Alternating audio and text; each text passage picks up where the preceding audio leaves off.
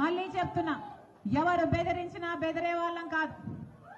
ఈరోజు మా ఫ్లెక్సీలను తొలగించారు, ఈరోజు మా బోర్డులను తీసేశారు, మా కార్యకర్తలను బెదిరించారు, ఆఖరికి వాళ్ళ గుండాలే కాదు, వైసీపీ గుండాలే కాదు, ఆఖరికి కలెక్టర్తో సహా మమ్మల్ని అడ్డుకోవడానికి ప్రయత్నిస్తున్నారు. అంటే మేమంటే భయపడుతున్నట్టే కదా లెక్క.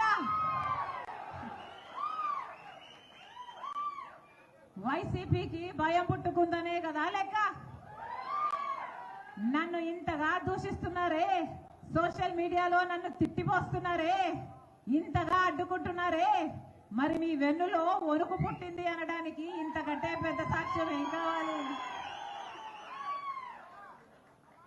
ఇక్కడ ఉన్నది రాజశేఖర రెడ్డి రక్తం.